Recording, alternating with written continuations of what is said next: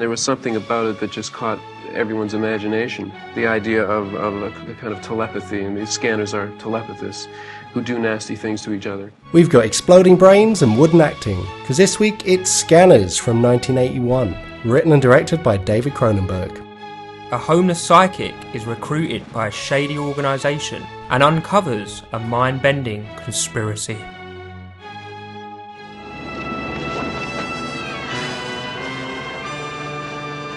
So, there's two cuts of this film, and I've definitely seen the supposed original cut, where it opens with the iconic, most memorable, most known scene from the whole film, most known shot even. Guaranteed there's tons of little kids on TikTok, don't know anything about David Cronenberg, don't know anything about the film, but they've seen this particular shot in some little short or reel. And obviously I'm talking about the famous head exploding scene. The idea of being able to blow somebody's head up, that was well within the realm of understanding for my literary background and for what I've been raised on reading and stuff. They came to me with this idea that they were going to make this Louis Del Grande effigy that I'm standing beside and I'm going to scan, and his head's going to explode. And I said, really? How are you going to do that? And they said, well, there's different ways. We're either going to put explosives in the head or we're going to get a shotgun behind and blow it.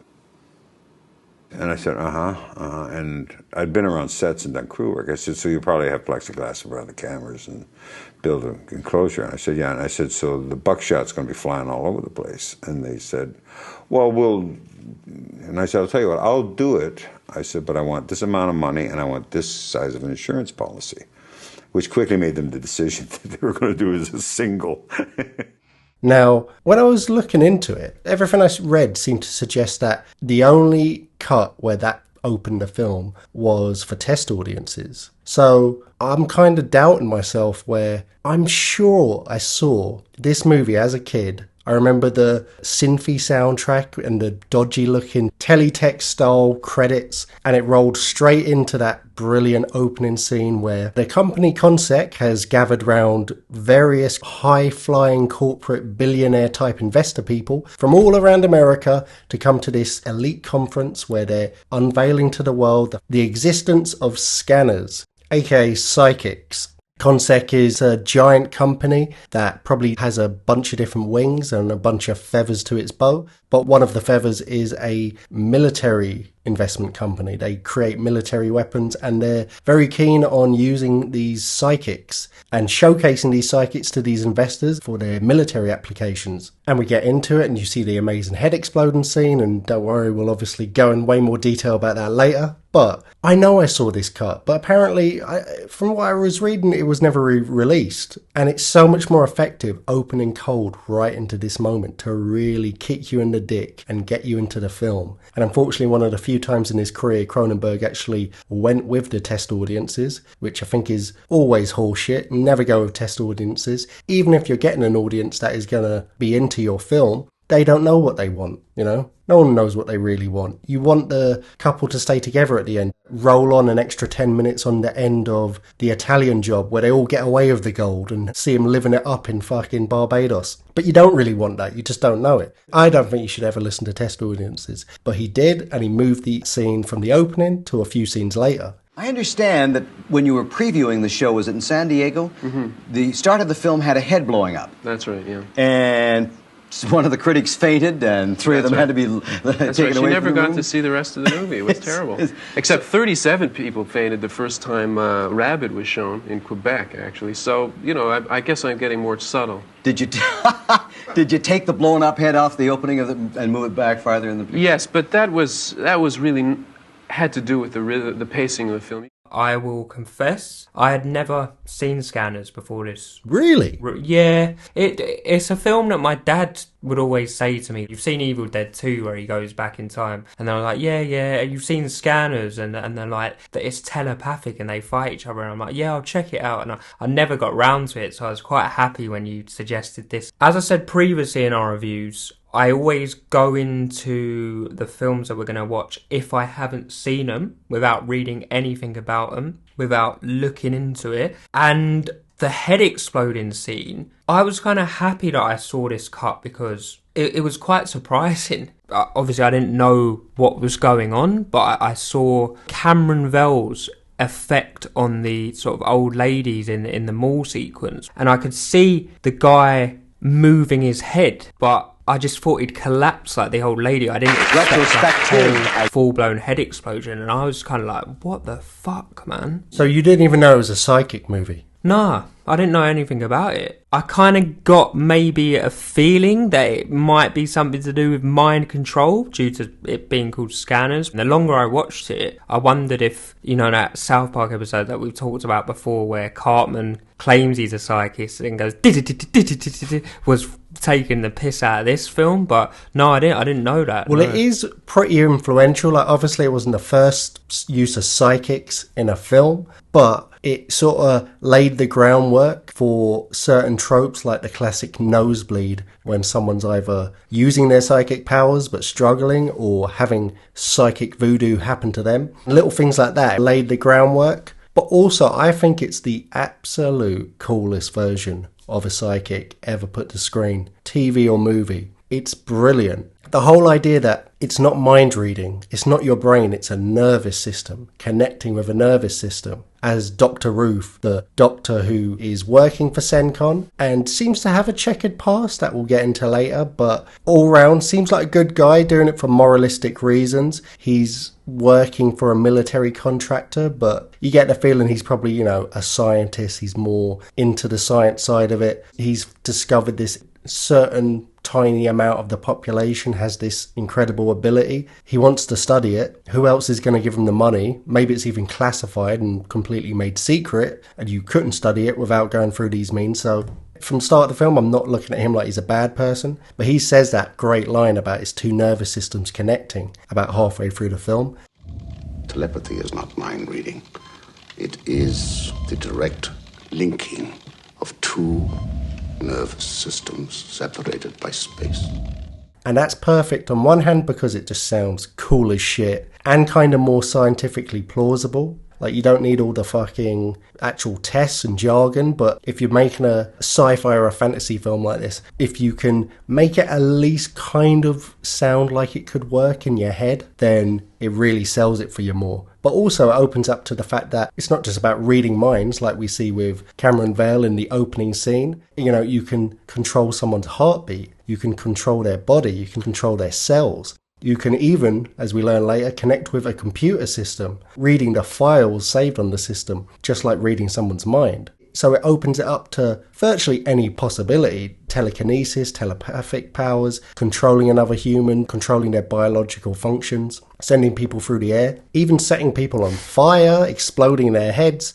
It does that clever thing where there's sort of rules to the fantastical part of the premise, but it's loose and fast enough and broad enough where you can kind of do anything. You know, at one point when they're trying to escape CENCON later in the film, you see one of the scanners not wanting to kill one of the policemen or one of the security guards because, you know, they're innocent. They're just been ordered to stop them. It's not their fault. So they don't want to use fatal means. So they just transport a vision of his mother into his head instead and makes him have a fucking breakdown. Kind of curious what the fuck was going on there. It reminds me of that legendary Austin Powers skit. He kills one of the henchmen and then the henchman's wife gets a phone call and she's like, what do you mean he's dead? And then you see the henchman's funeral. So I did like that, the fact that there was levels of power to the different scanners. Obviously Cameron is one of the most powerful ones. As you said, some can like do minimal powers of controlling the mind. I mean, some of them are quite shit, like they just propel someone into a wall and it's like, that's pretty cool. I know it's cool, but like imagine if you're in a fight and imagine I'm a scanner, you're a scanner, and I could just literally like knock someone to the floor, whereas you just set someone on fire. I'd be like, why the fuck can't I set someone on fire? I can cause spontaneous combustion and you can trip someone up. Yeah. So I like the fact that there's different levels, and you know, you saying about there's parameters and rules. Yeah, in these kind of films that involves supernatural abilities, there always has to be like a limit. Like Matilda could fucking only float coffee cups around, you know what I mean? Carrots. Yeah, like she couldn't set Trunchbull on fire, do you know what I mean? So there's got to be levels to it, and I did like that. No, 100%. And you said Cameron Vale is one of the most powerful, and he is. But when we first meet him in the opening scene, or not opening scene, depending on what cut you've seen, he is, like you said, wandering through a mall. He appears to be homeless. He's a social recluse and just weirdo, and the kind of person you might whisper about quietly or have judgmental thoughts about if you're with your mate and you're a bitty old woman who's a bit of a bitch. But in his case, he can actually hear her thoughts, and he can hear everyone's thoughts. It seems like every moment is overwhelming for him because he hasn't mastered his power. He's just been born with this, and he doesn't know why he can do it. He can't really explain it. He can't harness it. It's just a curse rather than a gift. But it's not long before he's running through the mall as two men are chasing him, and they're treating him like a water buffalo out in Africa, shooting tranquilizer darts at him. He gets KO'd, and he wakes up in the office of Dr. Ruth, played by Patrick McGoohan. Probably most well known for The Prisoner, but we'd maybe recognise him from Braveheart in a smaller role. So he's funny, where he was a really, really experienced actor. Had done loads of films, loads of TV, and I don't know if this happened on other film sets or he was having anxiety at the time, but he was absolutely fucked with stage fright throughout the whole filming process. He just couldn't handle it, and he was trying to self-medicate by just boozing all the time. So he was constantly drunk on set. And Patrick McGoohan, who's a brilliant man who internalizes much more than even what is on the page, which is what makes him great, was internalizing excessively. Misgivings and misunderstandings of the science fiction aspect of it, which I don't know whether it was misunderstandings or it just wasn't clear enough to Patrick where we were going, so he was mistrustful of the process. And I remember one time we were in the Winnebago running lines, and he says, I just don't understand where this is going. And I said, Patrick, he said, this is meaningless to me, meaningless. Of course, I didn't know how to tell him what it meant because I didn't know either. But, you know, I figured it was going to work out because I had confidence in David stitching this Frankenstein monster together, of which I was a limb. The whole filming process was a bit of a mess. David Cronenberg had basically rushed into the film without a finished script. And the reason was because they were filming in Canada, and there was some sort of tax law at the time that I think was about to expire.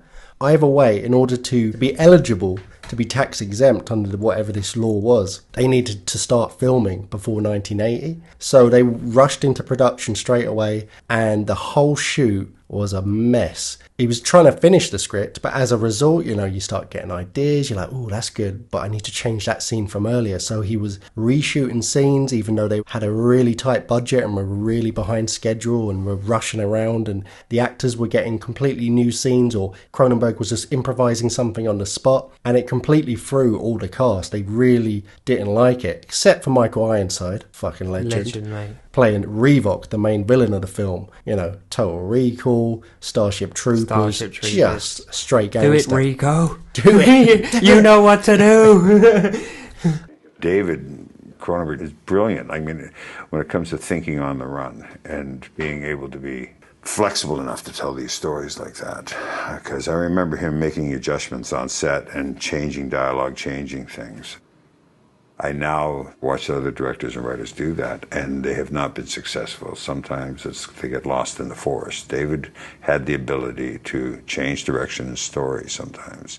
Absolute legend. He actually really embraced it and loved the improvising and actually contributed, especially apparently to the final big psychic battle, the showdown at the end of the film. He really helped shape that whole battle, and even working with the special effects crew to sort of throw ideas back and forth. But the rest of the cast hated it, especially Patrick McGoohan, who was already struggling with stage fright, boozing all the time, really didn't like this sort of make it up as you go along filmmaking style that David Cronenberg was doing, and a lot of the cast didn't like it, and it actually kind of bled into his performance. You know, it's funny because I've seen this a million times, and I've always looked at his performance as fucking great, kind of like a Aldi budget version of Donald Pleasance in Halloween. You know, he's that older, fatherly, wise figure that just kind of brings this fucking gravitas to any scene he's in. But he basically kind of half tapped out halfway through filming. And that's why a lot of his line deliveries where he just sounds pissed off, even when it kind of doesn't make sense, but it works for his character, was really him just being pissed off and a bit sulky. But Cronenberg didn't mind. He actually lent into it because he thought it worked for the character. And I do too. I actually think it's great, but I can't quite watch the performance the same now, knowing that. I've done over 220 some odd features over the years. I still only work with a handful of directors who I class as not actors, directors, but storytellers who make it safe for the actors. They make it safe for you to take risks. You don't feel like they throw up an umbrella. And David's one of them. Fair enough if it was your first film or like your second film or whatever, but I'm quite surprised that someone so experienced and had done all these things before he turned up to Scanners. Maybe he was just in a bad way at the time mentally, I don't know. The thing about it being a horrible shoot, you know, sometimes you see a film and you're like, this is a pile of junk, and then you like read into it, oh, they had all these problems with the shoot and like they were delayed and they had run out of money. I didn't get the sense from Scanners at all. I thought the finished product was really put together well. I would assume, without you telling me that information, that everything went hunky-dory. So it's kind of testament to David Cronenberg that through all these challenges and barriers, the end product that he's presented is so well put together. Yeah, no, it is pretty surprising. You're right, like it is testament to David Cronenberg, but David Cronenberg likes this movie. He probably maybe even loves it, but hated working on it. He said it was the most frustrating and difficult experience he's ever had making a film. He's not Terrence Malick, where he's going to go in with an idea and improvise a lot and let people try things, then get in the editing room and piece it together and find his vision there. He is a meticulous guy. The Fly, all the planning that went into that slow transformation from normal Brundle into Brundlefly was storyboarded to death, worked with special effects team for months and months before filming even started, working it out, rewriting the script to fit what the special effects could do and the storyboarding as he got the vision. They even had a really detailed transformation board which was pinned up in the room that he also encouraged Jeff Goldblum to reference, that even in better detail and smaller increments than you see in the film showed the transformation into the Fly, and even things you wouldn't see on screen, but like the anatomical changes that were taking place that weren't visible for the audience, but just so Jeff Goldblum and the rest of the crew and cast and special effects guys could at least have that in their head when they're doing it all to make it more believable. For Dead Ringers, he literally spent months developing and working and perfecting and doing tons of test footage to get a type of camera that could perfectly film in a way where he could film and then refilm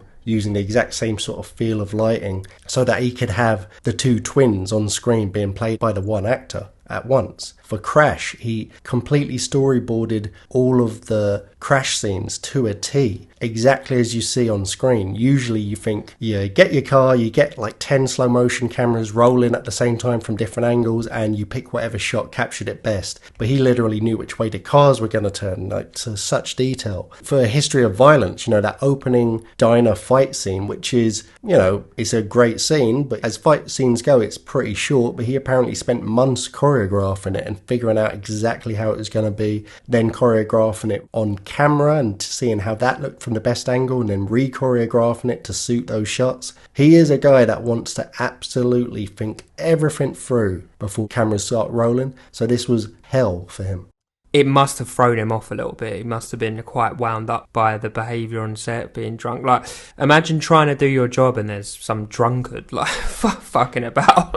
Yeah, and there was other problems on set as well. It just sounds like a miserable film to make for what ends up becoming such a fun film. Jennifer O'Neill, playing Kim O'Brist, comes along halfway through the film as sort of the love interest and right-hand woman for Cameron Vale as he goes on his little quest. She's also a scanner. She was basically lured into doing the film, being given a really watered-down script in terms of the violence. Apparently, she was really anti-violence or just really upset by it. She actually said she cried when she first saw the final cut of the film because she thought it was so disgusting. I remember asking Jennifer O'Neill, I said, "Are you comfortable playing leads?" And she was like, "Everyone talks about Summer 42. I was only on camera 7 minutes," or something like that. And I went, "What?" And she was like, "This is difficult." It's a pretty violent film, even by today's standards. You know, it's David Cronenberg, body horror. It must have been shocking back then, but even still, it's funny, like, you can picture audience members of that day, and even today maybe, reacting that strongly. It's funny to think of an actress reacting like that. But she felt like she'd totally been duped, and she didn't like the special effects that she saw of the gore and stuff, even when she was filming. And she was also like, I was told I was getting top billing. She did get top billing, to be fair, but she's only in half of the film and doesn't come into halfway through. It's clearly Cameron Vale is the star character of the movie, so she was pissed off throughout pretty much the whole production. And again, it kind of bled into her acting. But again, and David Cronenberg agreed with this, it works for it. It suits the character. So it's this weird thing of, you can't say it was just the planets aligning perfectly where there should have been a shit show on paper, but it just worked out perfectly. Because Cronenberg has his track record before with The Brood and a few films, and his amazing track record after it with the rest of his career of making great films, so you've got to give him all the credit. But you do kind of think, like, it's one of those, it's that Jaws thing we always say. I won't even go into it completely, the analogy, but, you know, the shark didn't work, so they couldn't film it, so you end up getting that amazing POV shot, and you see less of the shark, so it makes it so much better. He lent into all the problems that were happening, and it seems like at least most of them ended up actually working for the film. I mean, the subject matter of the film kind of meets in the middle that they would be pissed off, because imagine you was going about your business, going to the mall, trying to get a hot dog, as Cameron is simply trying to do in the opening sequence, get a pogo hot dog, I think it was called, and he's just hearing all these voices. It's like, it kind of imagined me being a scanner to use an actual condition that is diagnosed, that in a sense have schizophrenic behaviour of like hearing voices in their head and, you know, stuff like that. So yeah, you would be pissed off, like, especially if you don't know why it's happening to you, especially if you don't get the chance to meet the doctor who explains that you're a scanner. Imagine like people just going around in the normal world like, please, will these voices stop? So that kind of leads into them that they would be pissed off, because maybe they don't want these powers, Declan, number one. It really comes from a kind of adolescent fantasy of power, I think, that you go to bed powerless and weak, and you wake up finding out that you actually have some special power that was undiscovered in you before.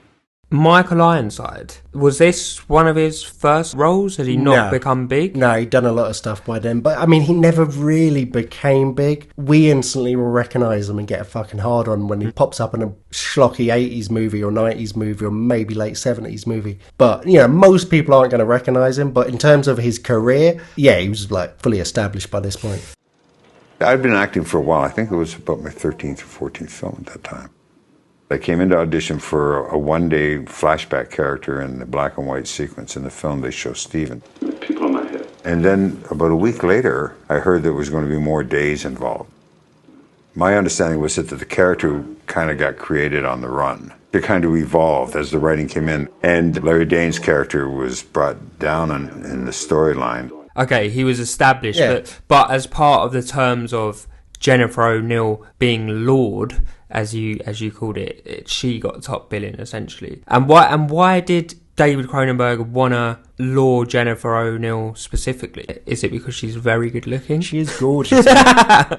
She is fucking like breathtakingly beautiful. She's got that weird thing as well where she's kind of got grey hair, but it fucking is sexy. And her eyes are incredible. Like, I don't know if, you know, eyes are kind of prominent in when people are doing scannery type things throughout the film. So I don't know if she was cast for that, or maybe even if she was using contacts and they're not realised, but she was fucking gorgeous. Because I noticed on this subject of her beauty, there is a scene later on in the film where evil corporate guy is interrogating her at the company headquarters, and he literally like bursts into the room, and he literally says, "This is a surprise, you're very attractive." And I was like, yeah, they did pick her for being fit. So we get into the film. Cameron Vale's been abducted, but it turns out to be by the maybe good guys of CENTCOM.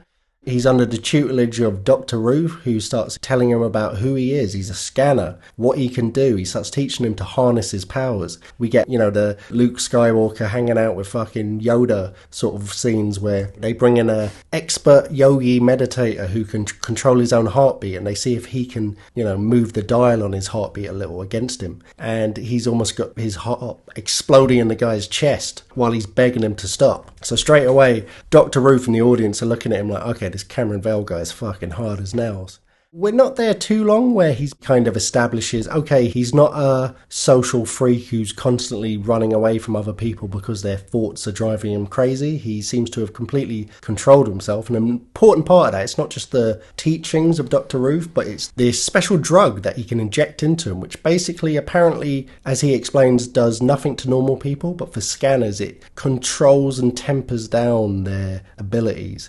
Suppresses them, but not just suppresses them, makes them kind of easier to control. And without that, you're basically fucked. Like, even if you've been trained, you've been, had the Dr. Ruth boot camp of what to do and had a bunch of yogis come in and fucking do whatever the fuck they do, and you've been trained on it completely. Without that drug, you'll still not be able to control yourself. So would you say this drug... I keep using real world conditions here just so we get a comparison. This drug is essentially the Ritalin to ADHD. Yeah, I was thinking scanning. Yeah, pretty much. Yeah. Yeah. So he gets introduced to the people at CenCon, and they basically say, all right, the deal is this. We've had that opening scene, which you haven't seen, obviously, where we unveiled this to the world, but the only scanner we had on the payroll got his fucking head exploded. There's this evil geezer called Revok, played by Iron Mike. Iron Mike. That I'd pay to see that. Hey, stop doing that to my head. Stop doing that to my brain. Michael Ironside, who is leading a secret group of scanners to do evil. He wants to basically take over the world covertly and have a cabal of elitist scanners controlling the whole planet. And he seems to fucking hate people. And I don't mean people like, I don't like people. I prefer working from home kind of hate people. I mean, he almost sees them like a different species. There's scanners and then there's people. As the famous original poster used to say, there's 300 million people in America and 230 scanners, and the scanners are winning. Dun, dun, dun. So Dr. Ruth says, you got to go on a secret mission, find this geezer, you're going to infiltrate his crew undercover, and you're going to kill him. Revok's kind of like a little Hitler, yeah. He wants his sort of Aryan perfect race of scanners. And I understand his motivation for doing so, because he doesn't like what's called the normies. But I wouldn't do that personally. I would. I mean, he's clearly... You wouldn't take over the world. No. He's clearly the most powerful scanner, yeah? We've established that, because he can explode people's heads. And set people on fire and control them at will. I would want to wipe out all the other scanners in the world, the 200 odd, and remain as the only one. We don't know, to be fair, Declan, if there's scanners in other parts of the world. It's only set in America. We don't know the law. There might be 100 scanners in Russia. I don't know. But let's just focus on America. I would want to be the only one in the whole of the country that has scanning abilities. You go work in Vegas. Well, I'd set a few people on fire, number one. Yeah, set some dickheads from work on fire.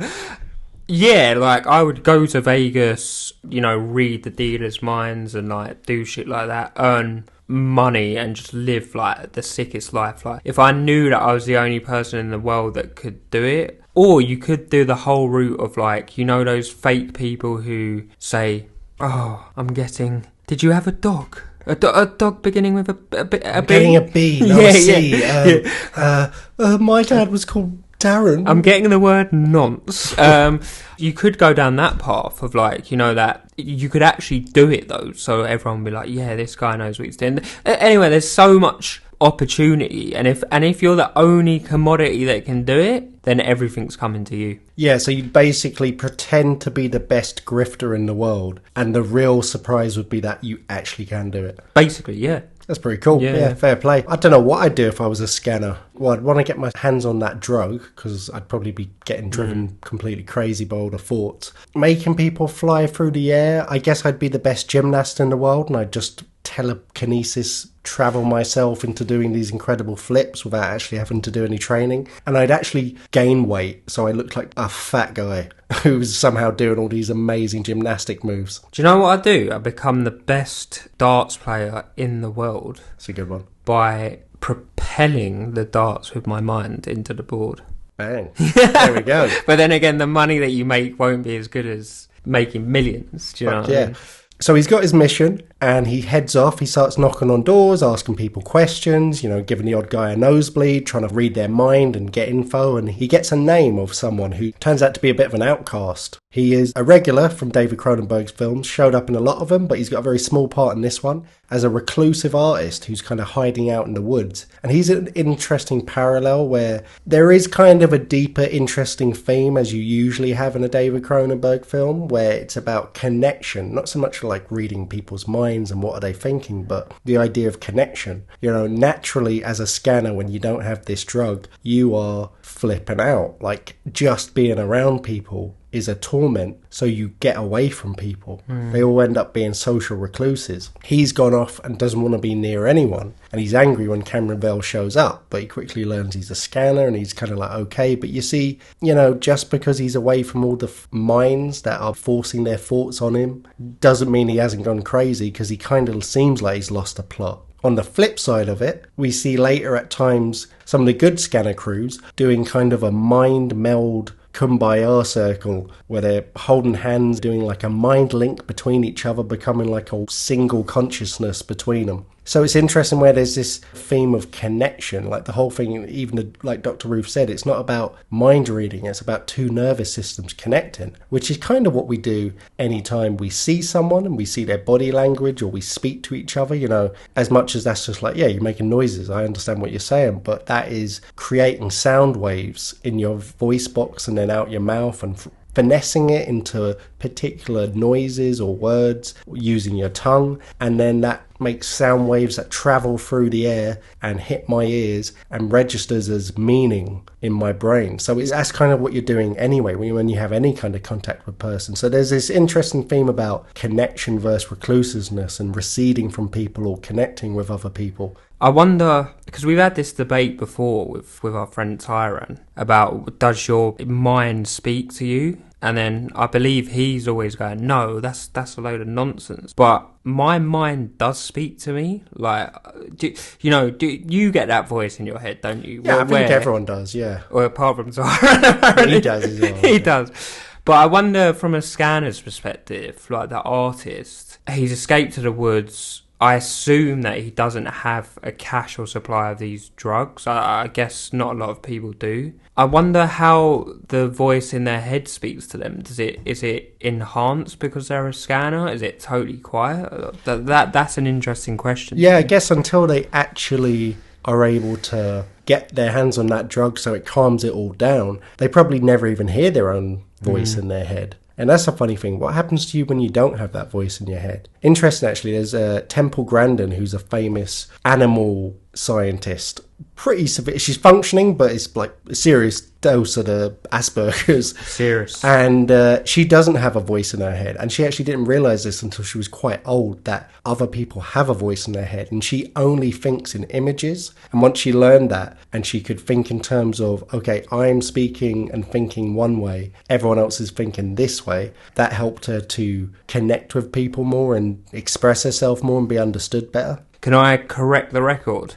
It wasn't Tyrone. It was. Yeah, I was going to say, because Tyrone said the opposite. It was Jay Young. Well, he has autism. Yeah. That makes sense. You just saying that, it was him. Like, we were trying to explain it to him. He's like, I never get that. Yeah. And he's been deadly serious. And that gets into a whole other angle of telepathy tapes and stuff. The thing is with that voice, sometimes you need it, because your conscience, it can like save your life. Say you meet someone and you're like, this guy's a bit dodgy. The voice in your head's telling you, maybe I shouldn't go back to their apartment for not his. Why are you going back to his apartment? No. But maybe I was doing it from a girl's point of view. Sure, maybe a girl says, I shouldn't go back to that person's apartment and that person ended up being Jeffrey Dahmer. Yeah. Do you know what I mean? Like, Well, again, wrong gender again. Well, yeah, but sometimes like that voice in your head can be a lifesaver. Before I go to sleep and stuff will be when it's most powerful. If we're in the realms of scanners, that would be when I would need the drug the most, because it would be like, even though I've quit drinking for like nearly 3 years in September, I'll be trying to sleep and it'd be like, oh, do you remember when you got so drunk like you fell down the steps of the Fox and smashed your face in? And I'll be like battling my own head going, yeah, but I've quit drinking for 3 years, so why are you telling this to me now? You know I'm trying to sleep, and I'll be going back and forward. The shower's another bad one. The shower, yeah. I've got into loads of fights, like, or sometimes I'd wake up like a scanner reality where I'd think something in my sleep, and I'd be like, why did that dickhead from work say that to me? And then I'd be like, no, they didn't. That was just your believe head. it for a few seconds. Yeah. So to not have the voice, to be fully quiet, I would get very tripped out by that. Well, the thing is, though, you said a second ago, sometimes the voice in your head helps you. But was that the voice? Because what you described was that kind of instinct feeling. It's a feeling, not a voice. And I feel like that's that kind of gut feeling where supposedly our gut flora is responsible for our consciousness to an extent, or our thinking anyway, or influences it. But is it that voice? Because there's two of you in there, and sometimes it's you speaking in the voice. Sometimes it's the other voice. And especially from meditating, I've kind of learnt that other voice in your head, it's almost more like a random thought generator. And the more you kind of notice it, or you're being mindful of it, I don't know if it becomes more random and nonsensical, or you start to see it for what it really is. But it's more like it's just spitting out a random shit of,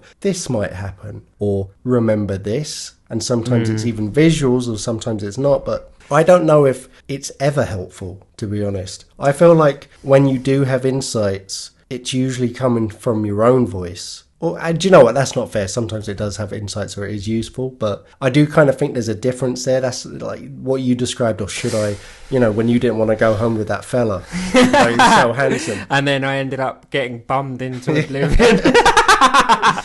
You felt a feeling, that gut response of, I have nothing to go by logically, but something's off. I'm going to trust my body. But then that's your voice in your head reacting to it. Yeah, what I described was actually intuition. But a better example of my voice would be, for example, I've had to do a lot of work to train my voice from negative to positive. Say, for example, every time before I go to a job interview, the day before, the voice will be going, you'll never get this job. You're a piece of shit. Like, no one wants to hire you. And I'd have to swing it around to be like, they wouldn't have offered me the interview if I wasn't qualified to do it. Do you see what I mean? Like, I'd have to battle it. And, I think you're right. Meditation is a good way to balance that. Yeah. Why didn't they do that in the fucking film, the bastards? Well, they did do it. They brought in that yogi at the start, and he didn't fucking stand a chance against a scanner. So he's hanging out with this little artist out in the woods for a little bit, and they're kind of having a conversation, but it's not really going anywhere. But he feeds him a couple of spoonfuls of useful tidbits of information that will come in handy later. But it's not long before a bunch of geezers show up, sent by Revok, and start blasting him. Completely blow him to pieces. Great gore effects again. He quickly gets killed, but Cameron Vale now is basically the scanner's equivalent of Neo in the Matrix. He's even probably arguably as powerful or more powerful than Revok at this point. So he does his old no mind bullet sort of fucking action on them, sends them all crazy and turning the shotguns on each other or themselves. This scene was jokes. Some of them flew away. One of them just ended up in a net. I don't know how that happened, but yeah, it was weird. And I think I remember even as a 10-year-old, the first time I watched this film, I was amazed by it, blown away by the premise, loved the whole setting up of this world and the explanations for everything. But even then, it was during this moment where I just was like, this guy is the worst actor I've ever seen. Yeah, he's not very good. He's awful. He is so wooden. And Stephen Lack, coming from performance artist, the Rubber Gun Show and some of the stuff he did on Montreal, Maine, and those kind of avant-garde on-the-run films he made in Montreal. Wonderful, cutting edge. Montreal was very avant-garde with his filmmaking stuff. He was much more of an on-camera personality. Now, to ask him to do the same thing over and over again, do it in the master, the close-up, the two-shot, and do it to a script, I think was a bit of a strain for Stephen. Again, I don't want to be like a weird bloke, especially as I've just said I was going to a bloke's house. So yeah, cut this. But aesthetically, like I'll say like that, a very good looking guy. Like, so that's really, yeah, him. I mean, he kind of. What about him? He kind of reminded me. He kind of reminded me of Christopher Reeves in a sense. Like, do you get what I'm saying? In a way, nah.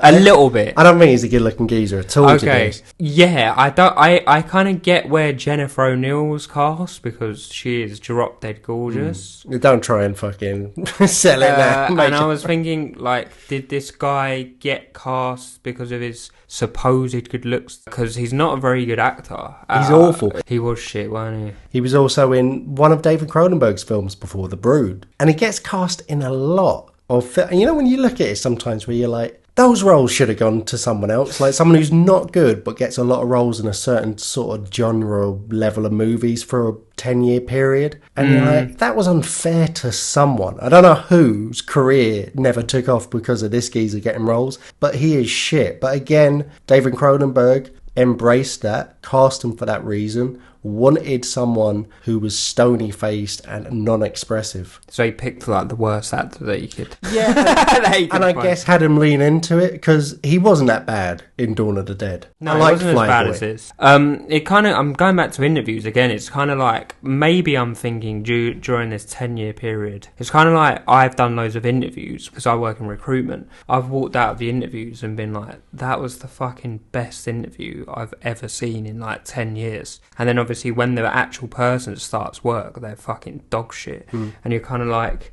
did this guy do so well in the screen test that they're like, this guy's brilliant? And then when it actually, has he found a way to play the system, do you think? Is that like what? He gets none of the anxiety that old McGowan was getting when it came to acting in the film.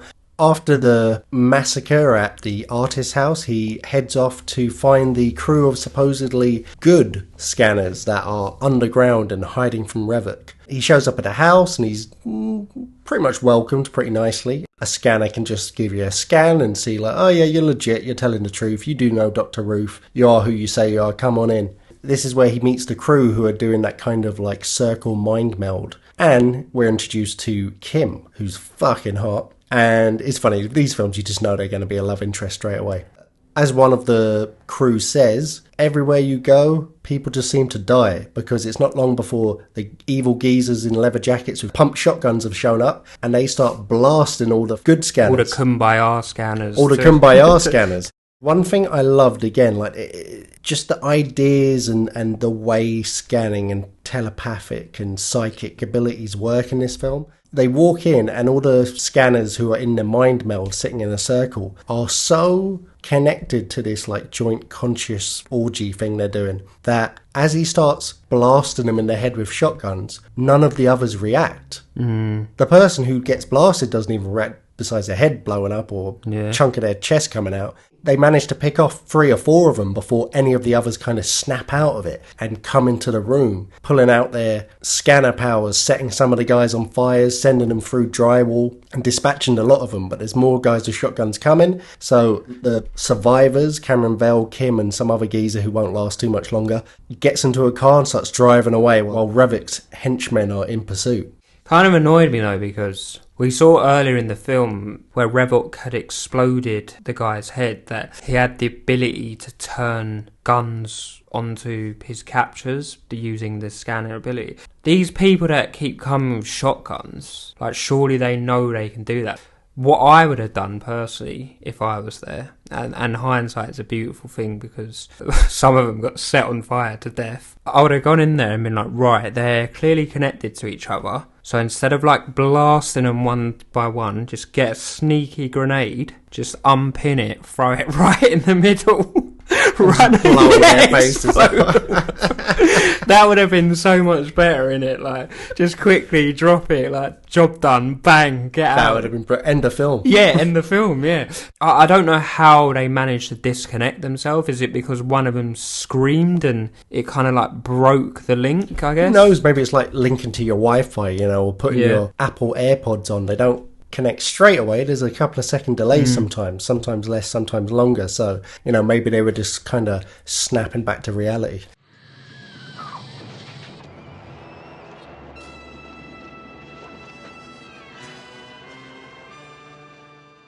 So Cameron Vale's pretty happy with himself. He's infiltrated this good group who he knows used to work with Revok, but split ways once they realised he was a psychic Hitler, as you said earlier. So they've got someone who was in the inside with him, knows a lot about him, so they're like, sweet. So he gives Dr. Ruth a call, says, I've got good info, I've got this person, they'll to work with Revok, they'll squeal on him. He's like, great, all right, bring him in. He lets the guys at CenCon know. And evil corporate guy is sitting there, fiddling his fingers and twirling his evil mustache, hearing this and being like, oh, great, yeah, tell him to come in straight away. But then he goes and meets Revok for a little rendezvous, the classic, we're not supposed to be talking to each other, so let's meet in public and sit on the same bench and not look at each other while we have a conversation. Always in a train station. Always in a train station, every time, it's the law. Yeah.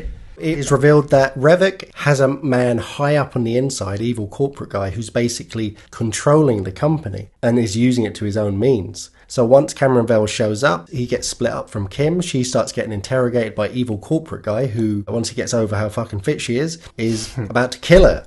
Meanwhile, Cameron Vale's in another part of the facility, speaking with Dr. Ruth as he basically realises that, oh shit, do you know what, they've got bad intentions, I don't trust this. He also reveals that the drug is actually being produced by this company for Revok. So the doctor's like, oh shit, you better fucking hack the mainframe and find out, where they're hiding the really, really secret files to reveal what the fuck's going on in this big conspiracy, because this is over my pay grade, I don't even know about this.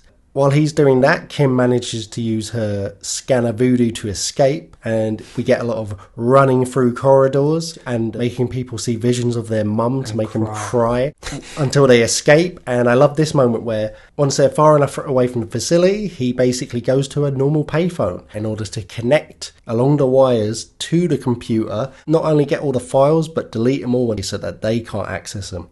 See, I liked it, but it was a bit over the top. You said earlier there's got to be certain parameters, and I kind of get how humans can do it to humans, because it's the same nervous system, innit? But then again, you go to another level where you can now hack into computers. Okay, it's getting a bit further away now, and then you can hack into the computer from a phone 50 miles away in the desert and explode the computers and everyone around it. It's getting a bit... You jumped the shark in that moment. Yeah, you're getting a bit too far-fetched now, That's why you need good actors to deliver those moments, though, because it's well written, but you need that kind of actor like Patrick McGoohan to deliver that great line about a computer is a nervous system and you can connect to it too. It sold it for me in that moment. We talk about Patrick McGoohan as being the senior actor on the set and stuff like that, and his run-ins with alcohol and stuff like that over the years are well known and stuff. I found him to be absolutely wonderful. I had a lot of respect for him from his past accomplishments and from The Prisoner, but the real star was the story. I don't remember anyone ever doing any kind of star turn on that set. If you went back to recast Halloween in 1978, and instead of Donald Pleasance giving his incredible monologue about how he looked into those eyes and he realised it was just pure evil, if Ian Bill was delivering that line, it'd be fucking shit. But Donald Pleasance has the presence, that's a tongue twister, to deliver that with that authority where you're like, oh fuck. And it's the same in this scene where Dr. Ruth just sold it for me, and I was devastated where in the next scene he gets his own great monologue, sort of hinting at the twist at the end and his role in this whole scanner evolution, next step in human evolution thing happening to America. And he delivers his monologue and then he gets blapped in the head by evil corporate guy. It kind of reminds me of that scene from Star Wars A New Hope where the old master, the old mentor, Ben Kenobi, goes up to a Darth Vader and just surrenders himself and gets killed. It was a bit like that. I guess he knew that he'd kill him, but it looked like he was kind of having a mental breakdown at the same time. He was kind of rubbing his temples going, oh. I think it was a lot of guilt. Some of that we'll find out at the end with the twist, but also, guilt about that he was working for the really bad guys. He thought he was just working for the kind of bad guys, but kind of good guys. It's not a perfect world. Someone needs to build all these military equipment kind of thing. But he realised he was working for the bad guys, the villains, and enabling Revok in his plan. So he realised not only am I fucking working for the bad guys, I'm a fucking dingus. And I've fucked everything up. and then he gets blapped in the head. And I was gutted he was dead, but this film moves at a lightning pace for the most part, so you can't really wait around and grieve too long, because they're on to the next step where they found out more information. They know Sencon is producing this drug en masse and sending it out to various doctors around the country, so they go find the nearest doctor, and when they show up, while Cameron Vale is interrogating them, Kim's out in the waiting room, and she starts to have a telepathic connection with another scanner, but she can't tell where it's coming from until she realizes it's the unborn fetus inside the pregnant mother's, who's like waiting for a checkup or whatever the fuck you do when you're pregnant. And that's when they put it together that this drug wasn't made to soothe and help adult scanners to control and harness their powers. It was basically a drug that was made back in the day to be medicinal for some purpose,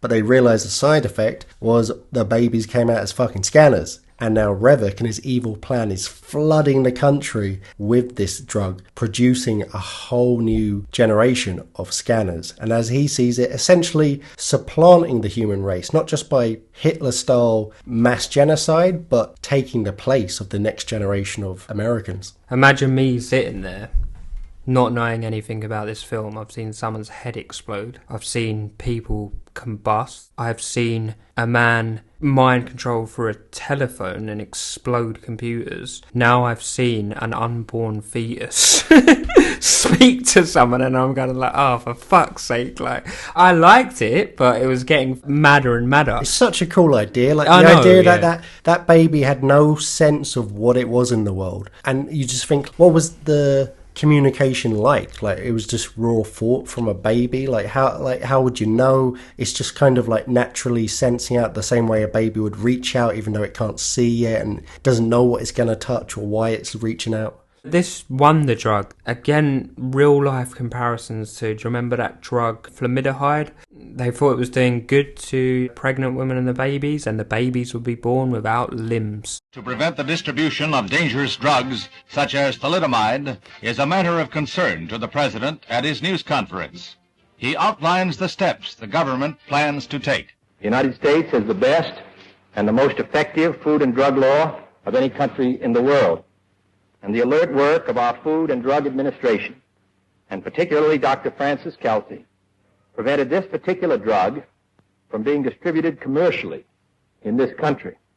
There's a good documentary that kind of details it all. I can't remember the name of it, but I'm sure it's easy to find because it is a fascinating and disgusting story. And they really did know it was doing that for quite a long time and kept it quiet because they didn't want to lose money. They knew for years that was happening. I'm pretty sure there's people in governments as well that were complicit in it. So it's a fucking outrageous, horrendous, fascinating, awful story. Just like Revok knows what he's doing, but, he wants to create the next generation of scanners.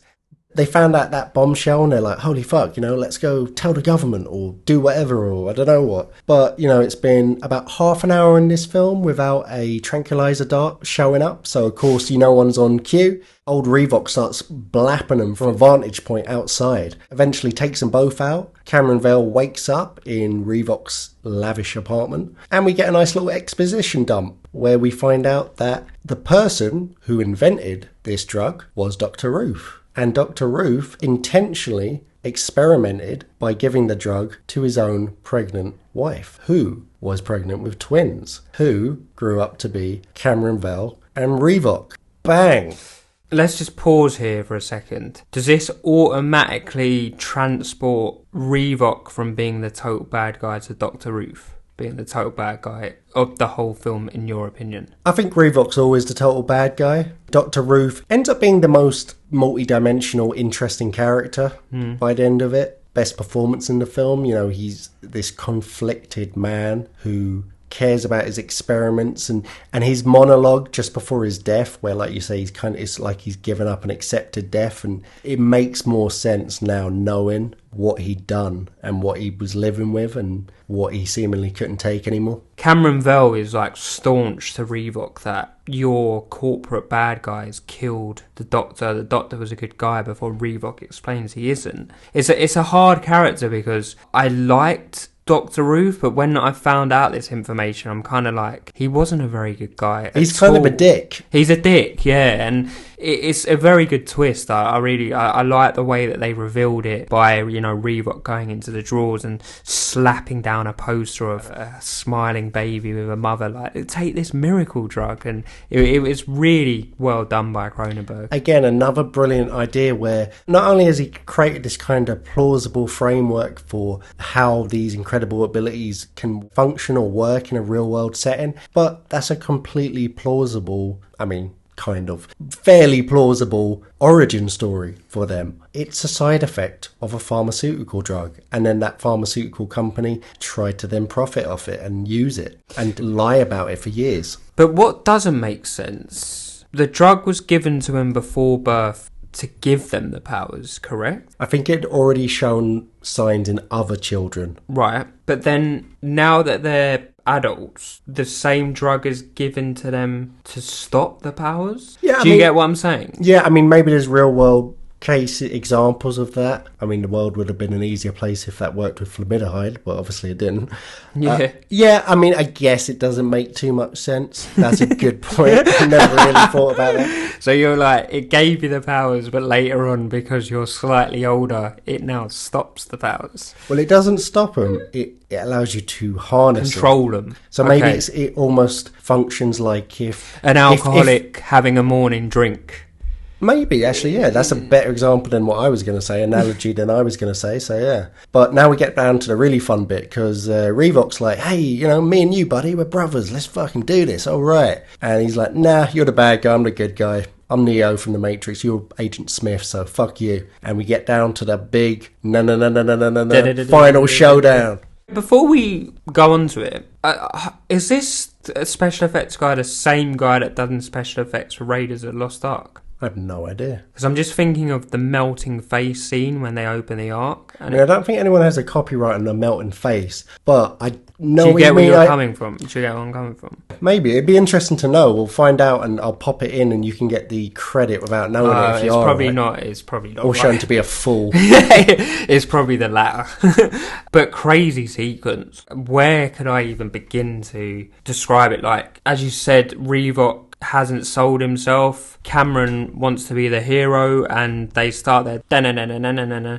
And for a second, for a brief moment, it looks like Cameron has the upper hand, because we see in Revok's head, veins protruding out the side and faces contorting, and I'm just sitting there watching it for the first time thinking, yes.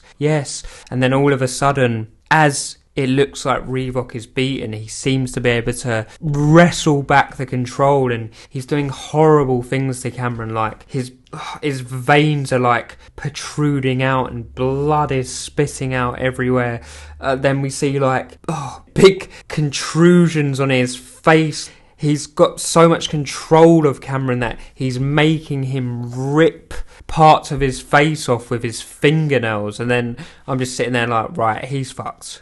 Does Revok say earlier that he's older? Yes, he does, because he says to Cameron, you're my kid brother. We're the two most powerful people because we're the oldest. And what I gathered from it, from Revok being slightly older, he has more power. And he's also assumedly had years more of experience harnessing his powers. And unfortunately, Declan, if you was to look at this fight as a 12-round boxing match, he absolutely batters Cameron in this exchange. He does. He fucking, like you said, he's ripping chunks out of him, and fuck knows what's going on in the inside and his internal organs and stuff, judging by the outside. And just before we kind of cut away back to Kim as she wakes up and walks in on the aftermath, the last thing you see is Cameron with his hands out with flames coming from them. And then next time we see of him, he's a completely burnt corpse. And you're like, oh, fuck. Cameron's dead, but his own mother couldn't identify that body, so maybe not. And as Kim's looking around, we see revealed it huddled in a corner under a coat. He pops his head out, and it's Revok, Michael Ironside.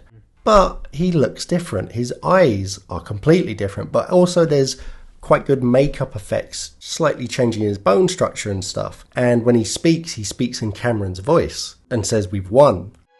It's me, Kim. Cameron. I'm here. We've won. And you realise that he, as a genius, basically did the old switcharoo on Revok. He maybe was losing anyway, or maybe he just let Revok into a sense of false security where he thought he was winning and he was putting all his power into ripping Cameron into pieces.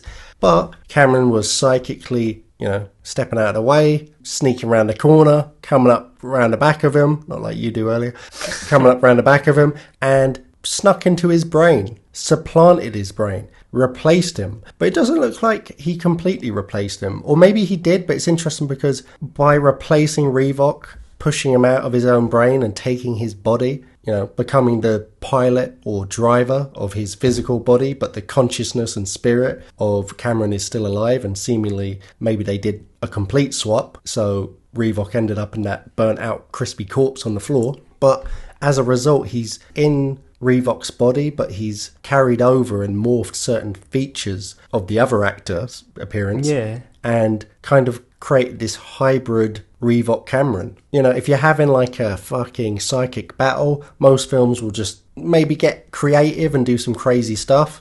But he took it from like a special effects bonanza and turned it into a game of chess. And it was a checkmate move you never saw coming. But then you also get the fact that he's going to have to live in someone else's body. And maybe there's remnants of Revok still in there. What I remember of the ending, when Revok's behind that coat, he opens up and you see him with the blue eyes. Those are Dustin Hoffman's blue eyes from Little Big Man. That's what they are.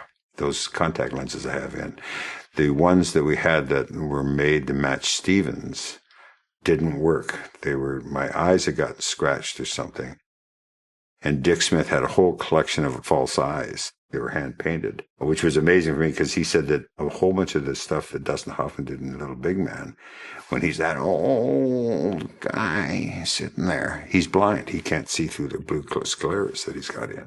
Just a fucking fantastic ending to a great film. I mean, it is, but I would rather win the fight by keeping my own body and burning the other guy to a pile of ashy crisp. Oh, absolutely, of course. But yeah, but he is the less overall interesting film, though. Yeah, less interesting film, and he is the overall winner. So, do you recommend Scanners? Great premise. Nitpicking, Declan. I mean, kind of hard for me to say to you sitting here with the subject matter of the film being what it is, that it was quite far-fetched in certain points. If it was just humans v humans, I would totally understand that nervous system. But when they're hacking into phones and computers, got a bit much. But still, premise was good. Twist was great at the end. I didn't personally see that coming. Special effects, brilliant, fantastic, loads of great special effects, not just the head blowing up scene, the fight at the end. Slight criticisms, some of the acting, totally agree with you, was pretty bad,